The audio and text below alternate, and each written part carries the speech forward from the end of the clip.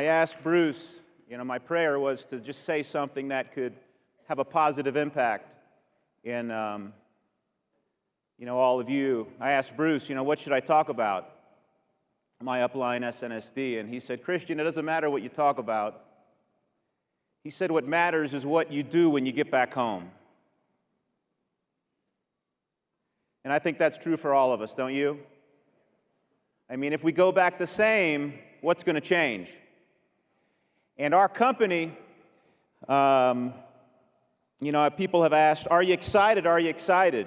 Bobby Buisan around the pool yesterday was talking about that this room is full of frustrated people. Anybody frustrated? Anybody frustrated?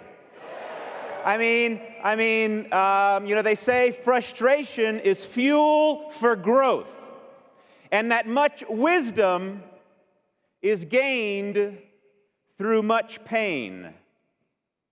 The people who didn't get recognized today and yesterday and tonight, through that pain, through that discomfort.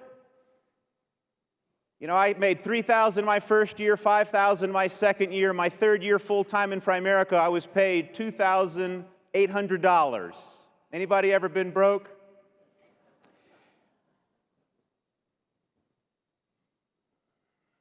Anybody been through some tough times? Well, we're at a point right now, folks. Our company was founded, we've heard about the crusade, and our company took on the largest industry in the world back in 1977. Our crusade was buy term and invest a difference, getting people out of expensive, undervalued life insurance policies. And, what is our crusade today? What is our mission? What is our purpose? They say crusaders die hard. And they say most people are drawn more to a cause, or most people are drawn more to a crusade than they are money. So what is our crusade? Number one, I think the crusade for millions and millions of people is massive, insufficient savings, making retirement absolutely impossible for millions and millions of people. Most people otherwise will be forced into working into their 70s and their 80s. There are 100 million Generation X and Ys, and they need to accumulate $1.5 million to $2.5 million to even have a retirement, and if they don't do that, they will be forced to work until they die. Is that a crusade? Any crusaders in the room? Anybody want to make a difference? Folks, there's 100 million people that need our help, and they need it now because the biggest hindrance to building wealth and financial independence is procrastination. We'll get to it next year, the next year, and all of a sudden you're middle age. The next crusade is massive debt. Debt equals bondage. There's $1 trillion of student loans. There's $1 trillion of credit card debt. 40% of all the homes in America, the mortgages are higher than the value of the home. $10 trillion of equity has been lost. You look at the government programs today, Social Security, when it was created, there were 30 workers for every person drawing on Social Security.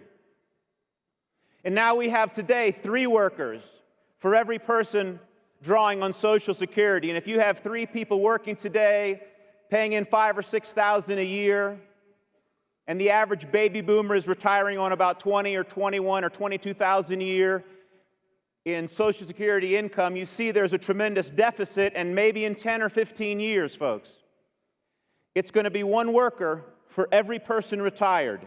And that means that 1 worker will have to pay $20,000 a year to support that 1 retiree in this country. You talk about a problem, you talk about a catastrophe, you talk about an impending disaster. There's no one going to come on a white horse. The government doesn't have the money to support everybody. And we have a huge job. Medicare is in the same boat. It's absolutely a disaster. And if people aren't angry, if people aren't upset, if people aren't urgent, if people aren't really serious about getting their financial house in order, they simply don't know what's going on. They're living with their head buried in the sand. You look at the lack of financial education out there. Where do most people get their financial advice? Most people, we get our financial advice from our friends and our family. That's facts. And how are our friends and our families doing? Not very well. And if you're not doing well and you get advice from people who aren't doing very well, that's going to equal another period of not doing well. The system is absolutely rigged against the average American. You look at the one-year CD right now, one-year CDs pay 0.31%. A five-year CD today pays 1.03%. And yet the average credit card rate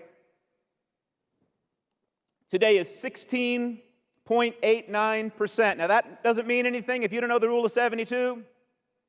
But once you do, if you're earning 1% and you're paying 16 or 17%, that equals financial disaster. You look at the insurance agents, term insurance is the way to go. Every leading consumerist recommends that, but if you're in the insurance industry, you can't make a living selling term insurance. The insurance agent cannot make a living doing what's right. If you're selling investments, if you're licensed with an investment brokerage firm, you can't make a living selling investments to a class of people who don't have any money. If a person doesn't have $250,000 or $500,000 or $1 million, these people are totally ignored. Who's going to fill the void? 80% of the people don't have an agent, or they don't have a broker, they don't have a planner. 80% of the people in our country are do-it-yourselfers. They're trying to do it on their own. Our population is growing.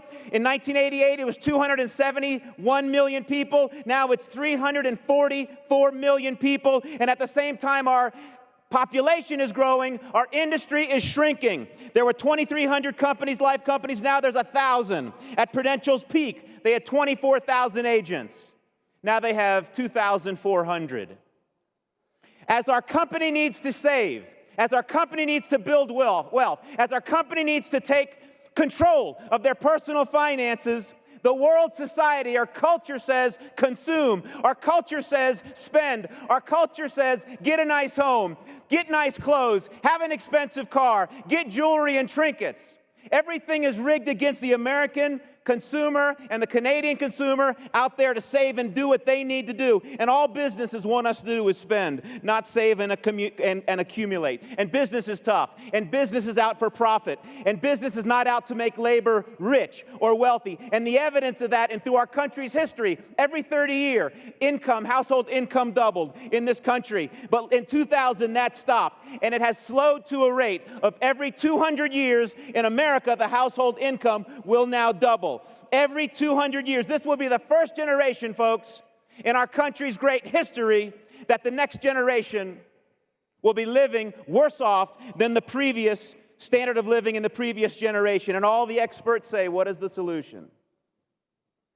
Well, it's not going to college and getting a 4-year general arts or general degree or liberal arts degree, but it's people coming out of school must have a specific skill.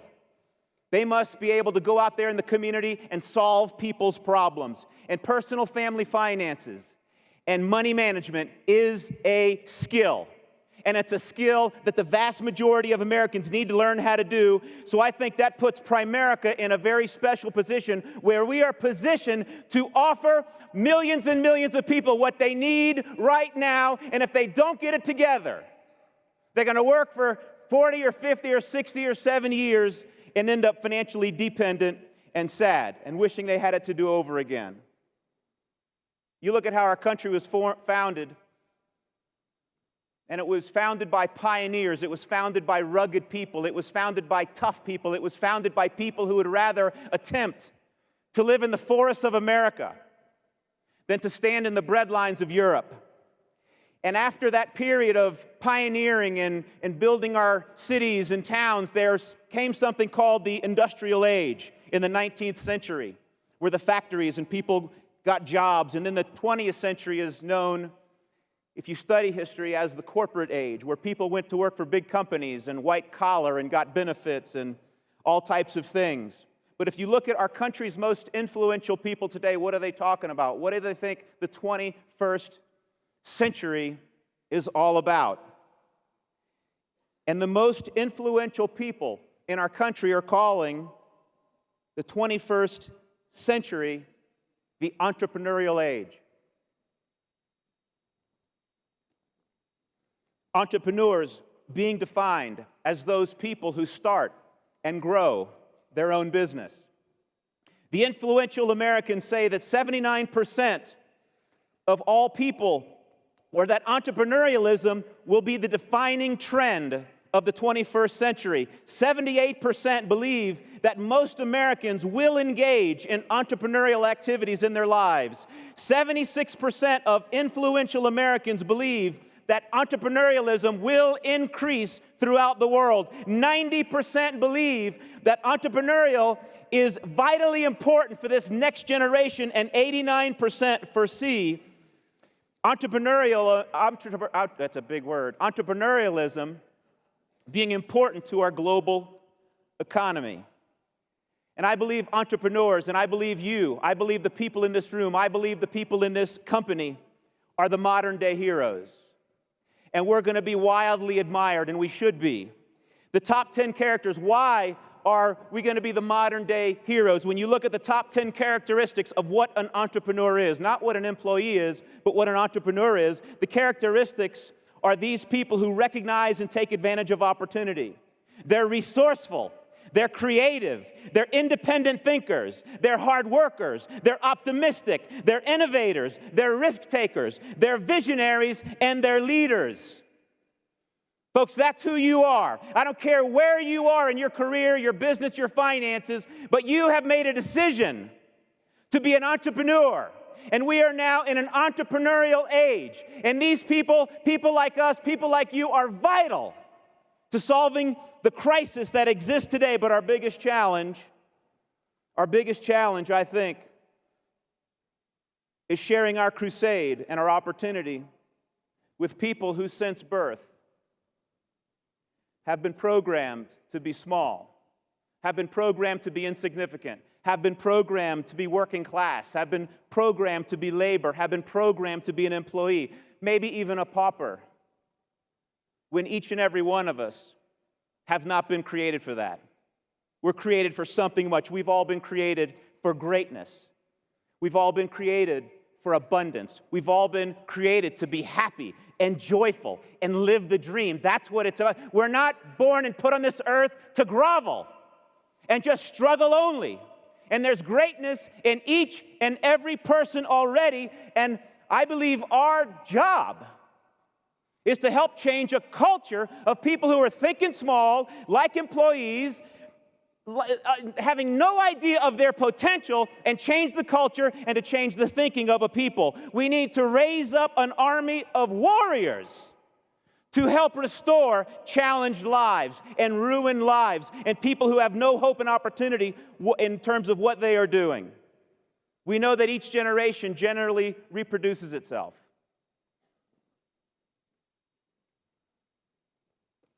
Most families leave legacies of bondage, legacies of divorce, legacies of alcoholism, legacies of hopelessness. But it doesn't have to be that way. You see many of the families here in our company, and you look at their families, and you look at how somebody came in this company, and they made a decision, and they plugged into the system, and they went to work, and they became entrepreneurial, and they changed their thinking, and they changed what they were doing, and then they had a family, they built a business, and you look at their children, and complete family legacies are changing. And how much does that need to happen across our countries? Folks, we have a huge job. It's a huge responsibility, and I think it's important for each of us to look at our life like a 4-lap mile. First lap is 0 to 20. Second lap is age 20 to 40. Third lap is age 40 to 60. And the fourth lap is 60 to 80. What lap are you on?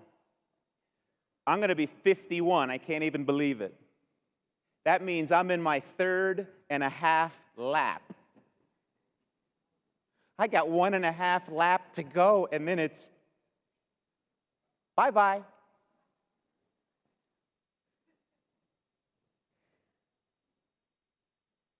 And the way you solve your problems is by simply solving other people's problems.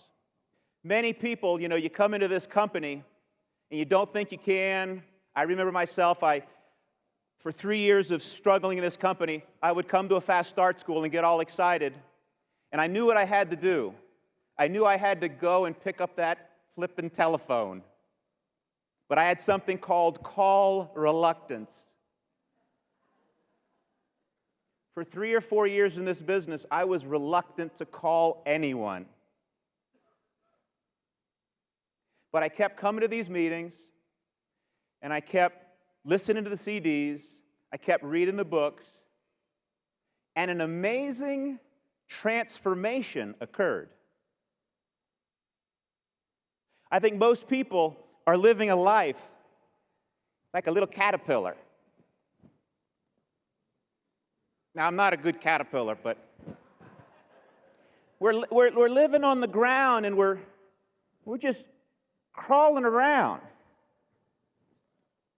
And then one day that caterpillar stops crawling, gets himself on a branch, and he gets in this cocoon.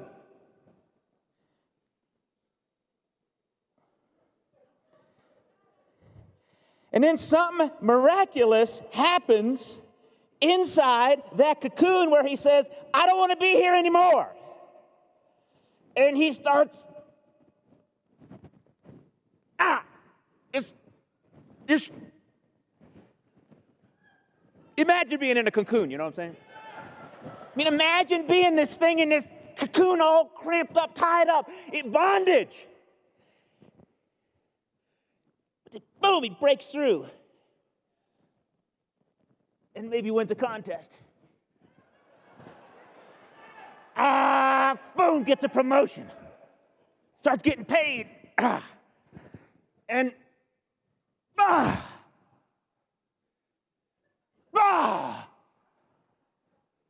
and all of a sudden,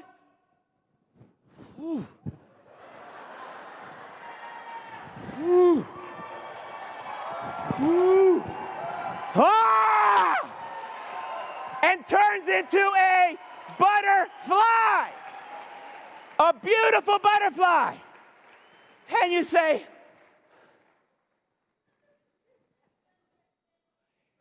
this company's a cocoon, allowing caterpillars to get involved here, get exposed to the right kind of thinking, the right kind of ideas, finding something you can believe in, something you can sink your teeth into, a real crusade, a real cause, a real mission that has, hey, if we don't reach these people, there are people in our neighborhoods, in our family, and our friends.